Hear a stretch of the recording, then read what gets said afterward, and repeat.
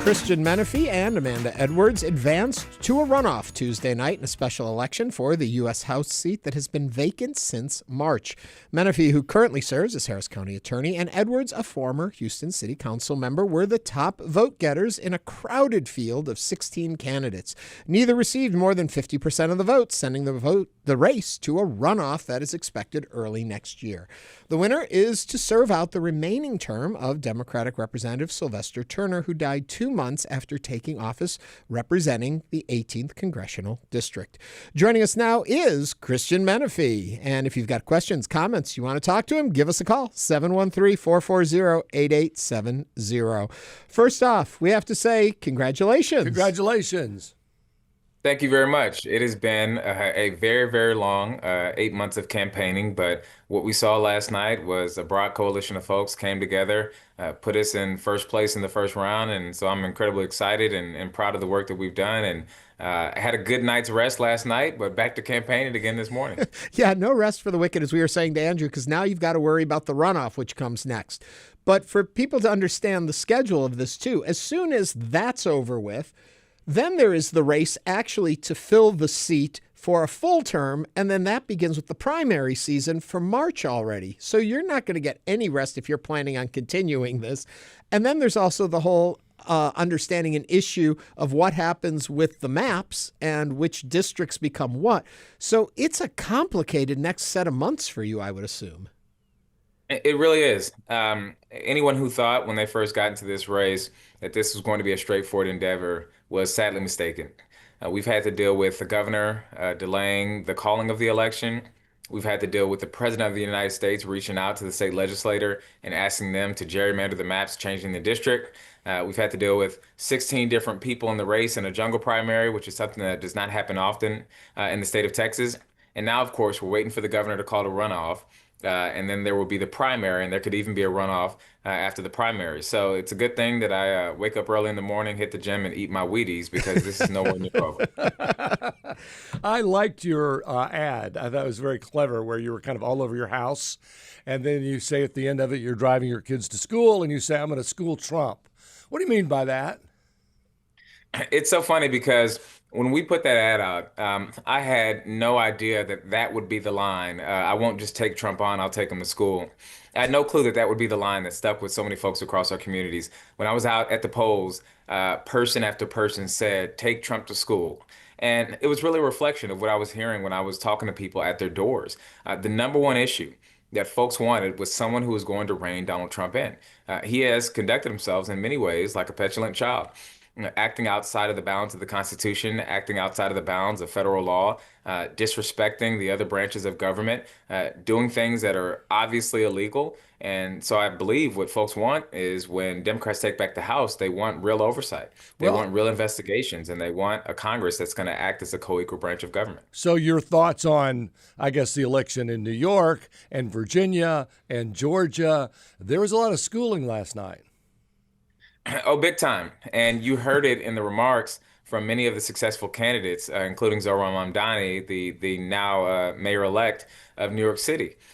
Folks are reflecting the will of their constituents, which is they want an all-out defense and protection of communities from the assault that President Trump is ravaging on our communities. And so this is a national thing. It's stuff that you're seeing across the country, but I've been shocked at how it permeates throughout every single demographic. I knocked the door of an 80-year-old African-American woman, and when she came to the door in that 30-second period before we started talking, I said to myself, she's going to care about Social Security, she's going to care about Medicaid.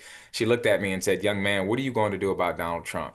It is a real issue for Republicans. It's a real issue for working class folks in our communities who are losing SNAP benefits, losing Medicaid.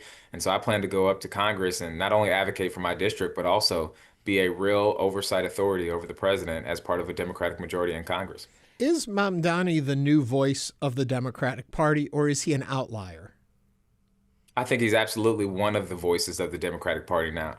What you're seeing is a base that is ready for a new generation of leadership to stand up on behalf of working class folks. No longer are the days of the Democratic Party simply mimicking corporate messaging and doing the best they can to protect corporations. Folks want real grassroots leaders who are going to go out in leadership positions, hold the powerful accountable, and advocate on behalf of working class folks. Zohran Mamdani's campaign was all about that. And he also embraced forms of new media, like social media, like podcasts. People want to hear from us directly. And so I'm glad to see that we have, a fresh face in New York City, and I plan to do every single thing I can to reflect the generational and approach change here in Houston as well. Well, and getting away from the polite Democrat approach, because that hasn't been working. You, Mamdani, and certainly Gavin Newsom. What's your thought on the California governor? I'm glad that the governor is fighting fire with fire. Look, in a perfect world, a race to the bottom with gerrymandering would help no one, right? At the end of the day, minorities in states like Texas are going to be the ones that bear the brunt of gerrymandering. So if I ruled Congress, I would want to pass a law that bans all gerrymandering. But unfortunately, Republicans in Congress are unwilling to vote for such a law. So until then, I think Democrats have to fight fire with fire because it's the only way that we're going to be able to protect a true representative democracy in Congress that actually allows the will of the people across the various states. What I'm most concerned about, though, is that this race to the bottom is going to result in states like California only having Democratic representatives and states like Texas only having Republican representatives. In a perfect world, in my mind, every single district throughout this country, or as many as possible, would be somewhere between 48% to 52%. That way, you got to talk to everybody. You have to be the voice of everybody. Unfortunately, we're seeing more and more politicians are picking their voters instead of voters picking their politicians. So Well, if it were up to me, I would ban gerrymandering. But since that's not the world we live in, you got to fight fire with fire. so speaking of compromise, which we all wish for, do you think that this sort of Democratic sweep last night will light a fire under the Republicans to come to the table with this shutdown?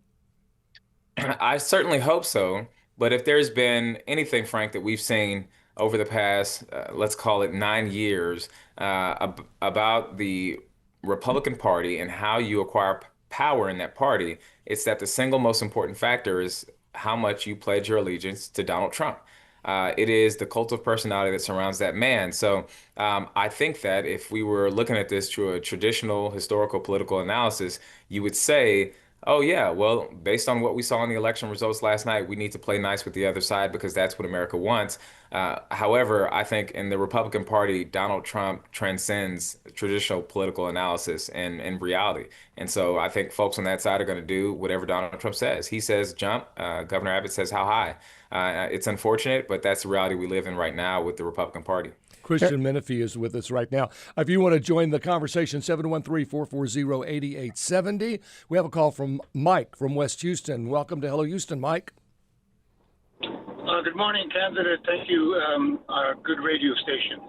Candidate, if you make it to Washington, D.C., I like everything that you've said so far. You will be representing one of the most cosmopolitan cities in the nation. And you will also be representing the entire nation. In dealing with the opposition, many of whom are fanatics and some of them are quite deranged, how are you going to handle it? Thank you. Yeah, so the question there is, how am I going to handle dealing with the most extreme elements of the MAGA Republican Party? And my approach is through individual interpersonal relationships. Look, I can get along with just about anybody. When you come from a background like the one I came from, where my family had sent more people to prison than to college, and I was the first person in my family to go to college, to working at a couple of large law firms where just about nobody in the office looked like me, I've been able to navigate those spaces. And the way I've been able to do that is to build relationships with people on an individual level. That's why when a large corporation wanted to expand a landfill more deeply into a black neighborhood on the northwest side of town, I teamed up with Republican Commissioner Tom Ramsey to stop that from happening. That's why when cigarette companies tried to get our kids hooked on vaping products and peddled them in our communities, I teamed up with the Republican Attorney General, who shall not be named, and we went after them in court, and we were able to get tens of millions of dollars back to our communities. I don't agree with our Republican Attorney General on just about anything. However, when there's an opportunity to do well for our communities, I was able to set that aside, build a relationship, and get it done. So I don't care if you are from the blue party, the red party, whether you're black, white, or orange. If you are willing to work with me to get stuff done for my communities, I'm willing to work with you on that one issue. But there are going to be times to hold the line, and I will hold the line on those times. I think what's important for Democrats to remember right now is we need to show a backbone, we need to fight, and you have to fight with a scalpel and not with a sledgehammer. That's who I've been as the Harris County attorney. That's who I'll be in Congress.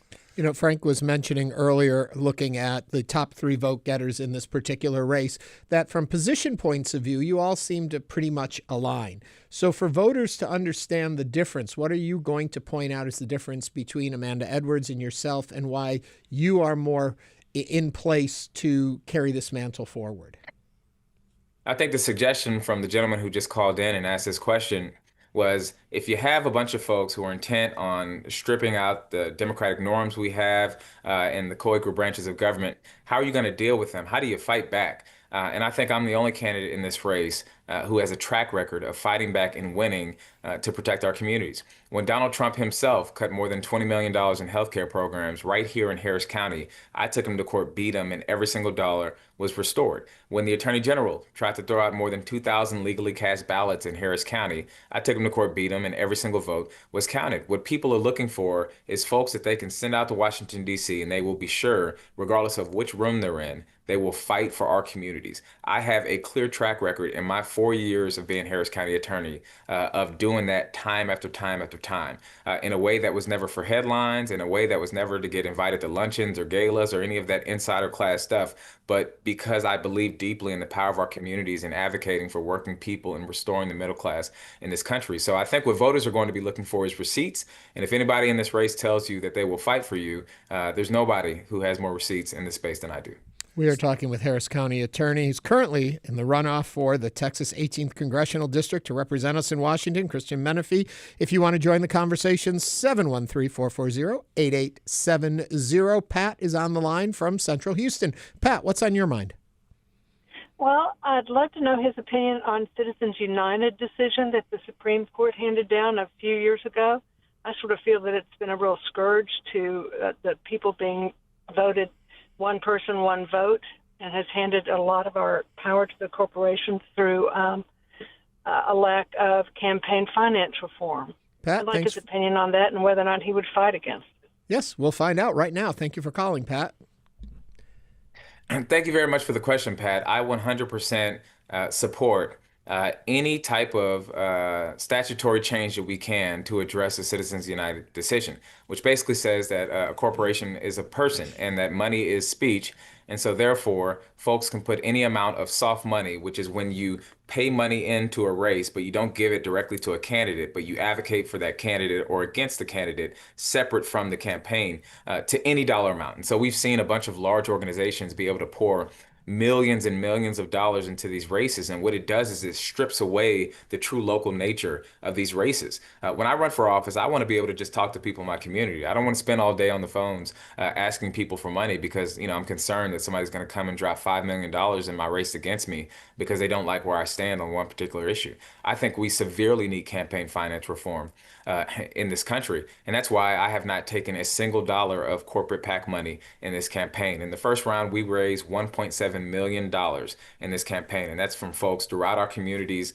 We had an average donation of about $80 a pop.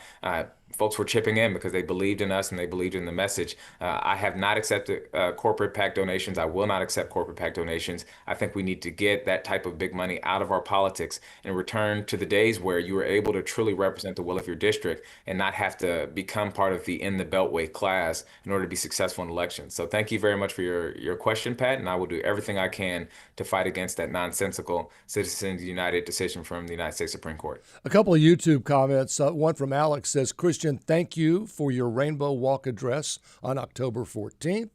Another from Charlie Parker says, thank you for protecting working people against corporations. And we have a couple of questions from our newsroom. First of all, Christian, what exactly will happen with your position as the acting Harris County attorney? Under the law, Commissioner's Court is authorized to replace me by a vote of 3 members of Commissioner's Court at any time that they please. The item was on the last Commissioners Court agenda. They discussed it, and I think it'll be on the next Commissioners Court agenda as well. So Commissioners Court is free to replace me whenever they so choose. But under the Texas Constitution, I must and am required to continue serving until I am replaced. So I have happily done that. And we've gotten a bunch of wins even during the course of this campaign. We recently went after a couple that was committing deed fraud and had stolen dozens and dozens of homes from people throughout our communities. We beat them in court, and we were able to get more than 40 people their home ownership restored. And I'm so incredibly proud of that. But I'll be replaced at the will of Commissioners Court, and I trust that they'll make a great decision to ensure that that office continues to fight and advocate for everyday folks throughout our county. So is that strictly an appointment, or is it later an election? So it is an appointment to determine who serves in the immediate term, but it is automatically, by state law, goes on the ballot for next March. It'll be on next March's primary and then next November's general, and then it will again then return to the original term, so it will be on the ballot for 2028 as well. So anybody interested in serving as a Harris County attorney would run here in 2026 and then would have to run again in 2028, and then they wouldn't run again until 2032. Okay, it seems to me that you and Amanda both are going to be fighting for Jelonda Jones supporters. And you all three, as Ernie pointed out, are sort of on the same page when it comes to issues. So what are you going to say to Jones supporters to bring them to your camp? Well, I've talked with many supporters of State Representative Jelonda Jones. Let me tell you, the brand that State Representative Jones has built over her career is being a fighter. Anybody knows her knows that she is not afraid to use her voice to stand up for communities. She's not afraid to throw the punches when necessary. And I think that directly aligns with the work that I've done as Harris County attorney. So what I plan to say to supporters of State Representative Jelonda Jones is the same thing I've been saying throughout this entire campaign. I will fight for you and I will win for you. And here's the evidence to prove that I have done that in my time in public office, and I will continue to do that. And I don't think that anybody else in this race will be able to point to receipts of them fighting for communities and having success at doing it. So I feel very good about the message that we're going to be able to present to those voters, and I feel good that they will understand it and that they will embrace it. With the uncertainty of the maps and what's going to happen with the maps, does that make it harder to get endorsements from different potential candidates because nobody seems to know who's going to be running against who and where over the next set of months? Is that a complication you see? It's a huge complication, not just for candidates, but for voters. There were so many folks who I talked to who had no clue that an election was going on, let alone who was running in this one versus the next one. When is the next one? If we have one in January and then again in March, oh, how can I vote in March and I just voted in January? But this is what, to me, is just so shameful about what Governor Greg Abbott did. In 2022, when Philemon Vela left the U.S. House of Representatives, it created a vacancy. The governor called that election to take place just a couple of months later, in June, in fact. And one of the reasons he gave was we need an immediate election because hurricane season is approaching, and we don't want to be in a situation where people don't have access to a federal representative to bring resources into their communities. The governor then looked at the 18th Congressional District under a nearly identical set of circumstances and said, you don't get a representative. I'm going to delay yours till November. Now, the reason he gave was absolute nonsense of the county is unable to run a good election in that quick of a time period. But the real reason we all know, it's because he wanted to help Speaker Mike Johnson keep a tight margin in Congress, and because he was asked to do so by both the Speaker and the President. That's how shameful our politics have become, and the people of the 18th Congressional District are bearing the brunt of that decision. It was this district that has the highest number of SNAP recipients of any district in the state of Texas that had to be without representation when the vote was cast on the so-called One Big Beautiful Bill. It's this district that has folks who are underinsured or uninsured who are now going to have even higher hurdles to getting Medicaid. I hate that the governor did that, but you can bet every dollar in your bank account that one day Greg Abbott plans to run for president. And when he does, I'm going to make it my personal mission to make sure that people across the country know what he did to this black and brown district, all for the sake of politics. All right, so with that in mind, we're expecting a decision shortly out of the El Paso court on whether or not to allow this redistricting map to stand for the 2026 primary election. If they do, there is a very real chance that Congressman Al Green will enter the Democratic primary for the 18th Congressional District. So how concerned are you about facing such a primary if you do win the runoff? I'm not concerned at all. My approach to public service is you do what you have to do in order to serve well and serve honorably. and you leave everything else where it is. So my decision to run, my decision to serve has nothing to do with any other elected official or candidate. I'm just going to run my race and talk to people about my record and what I would bring to the table in Congress, and then let everything work itself out. I'm committed to the people of the 18th Congressional District. I'm committed to serving long term. And that's the case regardless of whether there's 15 people in the race, as was just shown in the first round of this race, or whether there's 2 or 3 people in the race. You know, we are facing right now, we're in the middle of this government shutdown, and God willing, whoever gets in to represent the 18th Congressional District, there won't be the shutdown still going on at that point. But I'm curious your view on where we are with this shutdown. And if you were in Congress today, what would you be doing to bring it to an end? Are you in alignment with what the Democratic Party has done and are holding out on, or would you be looking for a different path forward at this point? I'm in complete alignment with the Democratic membership of the House of Representatives. Look, this shutdown is because the Republican Party has no control over their president. He is set to let the subsidies for the Affordable Care Act expire, and premiums are going to shoot up for folks across our country. In a standard political scenario, if a Democratic president was about to do something that was going to directly harm my constituents, I would get on the phone with his staff and say, "What the hell are you doing? We need to make concessions so that we can ensure that people's healthcare prices, this is something that, healthcare should be guaranteed to everybody. But since it isn't, we don't want to make it so expensive and unaffordable for folks." I would get on the phone. I don't care if it was Bill Clinton, Barack Obama, whomever. I would get on the phone with that staff and say, "Hey, this is wrong. We need to address it." The Republican Party has no ability to do that with Donald Trump. He has singular control over that party. And because of that, you end up in a situation like this where the president won't budge, and millions of people throughout this country, including many who voted for Donald Trump, by the way, are now going to bear the brunt of his bad decisions. And on top of that, this president has stepped outside of the bounds of the law multiple times since he's been in office. He is spending funds that have not been appropriated. He's refusing to spend funds in ways that have been congressionally appropriated and already obligated. Democrats can't just continue to sit back and allow the president of the United States to move us towards authoritarianism. I'm glad that they're taking a stand. I think the president needs to come to the negotiation table, do the right thing so that we can get past this, the government can open back up, and we can move forward as a country. Well, Harris County District Attorney. Thank you for being with us is what I was going to say, and good luck. Christian Menefee, thank you. Much. Currently in the runoff for the Texas 18th Congressional District. That election will happen early next year. District Attorney, thank you very much for joining us. God bless. Thank you very much for having me on. A program.